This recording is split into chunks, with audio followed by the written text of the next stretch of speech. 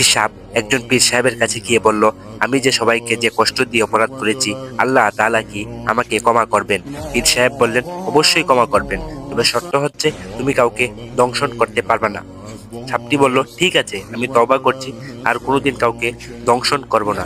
কয়েকদিন পর একটি ইঁদুর কামড় দিয়ে সাপটির শরীরের গোশত ছিঁড়ে ফেললো, কিন্তু সাপটি ইঁদুরটিকে কিছুই করলো না।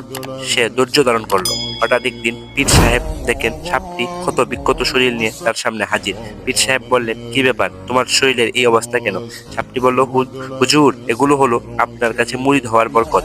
একটা ইঁদুর এসে কামড় দিয়ে আমার শরীর থেকে গোশত নিয়ে গেল, কিন্তু আপনার নিষেধ আছে বলে আমি তাকে দংশন করি নাই। পীর সাহেব বললেন, আরে বেকুফ, আমি তো তোকে দংশন করতে নিষেধ করেছি, ফোঁস করতে তো নিষেধ করি নাই। একবার ফোঁস করে দেখতি ইঁদুরের 14 গোষ্ঠী সহ বর্ডার ক্রস করে দেশের বাহিরে চলে যেত। ভালো লাগলে চ্যানেলটি সাবস্ক্রাইব করুন।